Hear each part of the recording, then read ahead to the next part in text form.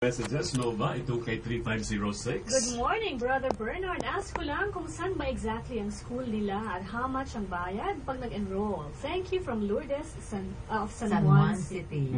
Ayan, maraming nagtatanong kung saan ka daw kasi nag-aaral at makuha rin nila yung tuwang mo. Hindi na ako. Saan po kayo nag-aaral sa De La Salle University College of St. Benilde, HRIM. But now I'm teaching po sa Chiang Kai-shek College. Pwede rin sila mag-enroll sa Chiang Kai-shek? Yes, they can enroll there. It is ladderized po. Ibig sabihin, BSHRM ladderized. We are CHED and TESDA accredited. Ang ibig sabihin po nun, after 1 year, you get to practicum in the hotels, OJT, sa lahat ng mga hotels ng associated sa Chiang Kai-shek. And after pag-graduate nyo, okay, itong taong to, fourth year, dun lang siya nag-practicum. Kami first year pa lang nagpa-practicum na. So this one is very marketable. So ilalaban namin siya sa labas. Yun po ang hands-on as agad sila. Hands-on. Alright. Perfect timing talaga. God, I was at NBS yesterday to look for soup recipe lang and affordable cookbook. Wala mi nakita. I guess si Chef Michael ang sagot ni Lord. Sasabi mo dyan. If you want an affordable book, actually, it's a very good investment po if you buy a cookbook that has everything on it, especially the fundamentals. Okay, people want to cook pero hindi niya alam yung pinaka-basic. Now you have to start from the basic po. Now there's one cookbook, Wayne Gislin. It's very affordable, I think, and then we're gonna sabihin yung price. It's Wayne Gislin on cooking. On Cooking po yung title ng book. Yun ang libro mo. Yun yung libro ko. I've used that since 2000 and I'm still using it right now. Ibig sabihin po, my investment, kahit a little bit medyo pricey, but you will use that until you know, I use that for my students as well. So it's practical knowledge. Very Si Nova, masarap magluto yan. Anong favorite mong niluluto, Nova? Anong ginawa mong dip? Oo, diba? Dun sa Tagaytay. Oh yeah, share it to me. Tuna dip, mamaya off the air. So, meron na tayong soup. At siyempre, may susunod sa soup. Ano susunod sa soup? Aperitif. Ano naman ihanda ni Ma'am para sa aperitif? Simple lang, Mark. Oh, wow, I see. Meron po kasing nag-hire sa akin na company. Aperitif, ito yung pangpagana. Appetizer. Actually, yung appetizer, kulang na eh. Oo nga, sa atin naman kasi, di ba? Actually po, ang ginagawa ko is, you can make use of something like a kangkong. Kangkong, yes. So, ang ginagawa ko po kasi, hinihiwalay ko po yung leaves sa stem. Kasi po, when you blanch, ibig sabihin po ng blanching, you put it in hot water, okay? Tapos take it out, put it in cold water to stop the cooking process. Para matigil.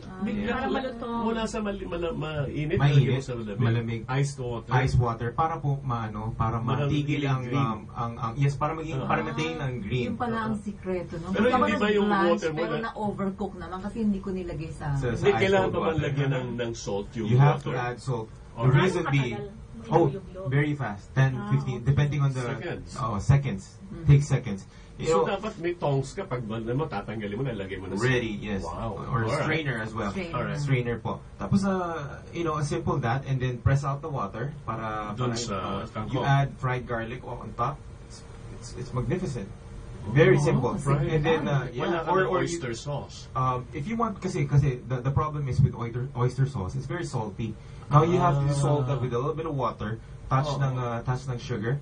Okay? And then you have to cook it as well. So, pag nainit mo siya, before you put it on top of the kangkong, you have to cook it muna. Kasi oyster sauce, naturally is very salty.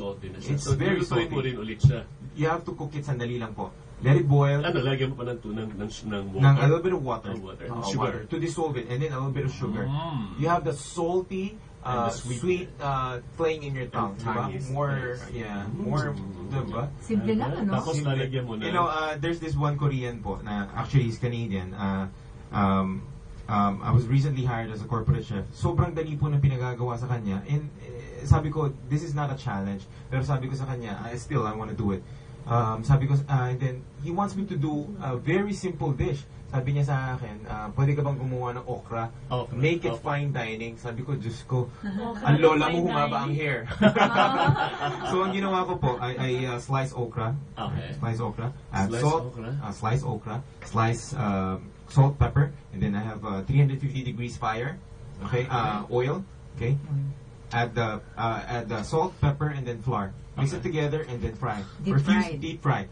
Few seconds up. Okay, strain it in a paper towel.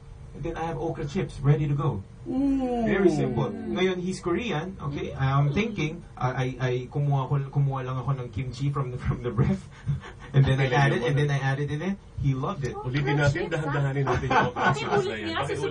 Susunod natin.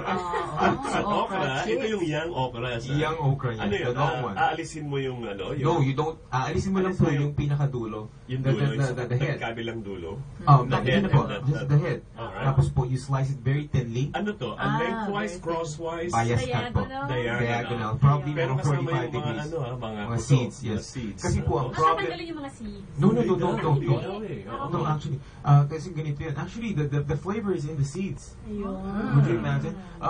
Ito po ang magiging scenario niyan. If you boil the okra, okay, it's gonna get soggy. Yeah, It's gonna get it's slimy. slimy. It's very slimy. So how do you prevent that from happening? Okay, same thing. You blanch it, tapos ilagay sa to stop the cooking process, so it won't turn soggy or it won't turn. And then? So if you want, then another method is dry cooking method, which is frying. So very simple, di ba po? You slice it Slice thinly, diagonally. or if you want big chunks, pwedeng dalawang hiwa lang. Okay. 45 degree Tapos, angle. blanch mo. No. No? You add salt, you add pepper, then a little bit of oil. If you want olive oil, it's fine. Alright. Okay? And then after you add a little bit of flour. All-purpose flour will be Parang fine. ayan. To have that coating, di ba? You have that Parang crunchy. crunchy. Yes, correct. Now, my Tapos? technique is Tapos, that deep fry. deep fried, yes. Now, the technique with deep frying, there's still another way. You have to chill that. Huh? Yes, you have to Alin? chill it. Now, kasi in the restaurant, Chinichil. The way you cook lechon kawali. She knows, yeah. Yeah. And Hindi ba binibilad? Pwede nyo pong ibilad yun. Ibilad? That's what you call aging or drying. Aged. Ang marami po kasing now I've learned this through my chef. Sabi niya sa akin, Mark, if you want crispy potatoes, if you want crispy tempura. Now, he shares me a lot of things. Why? It's because he knows that I'm willing to work hard to know that to know yung secrets. Yes. And actually, there's no secrets. It's just techniques. Yeah. Okay. It's just techniques. So, when you say you chill it, You chill it or you freeze it. freeze it. Freeze it. Gano'n katagal? Freeze.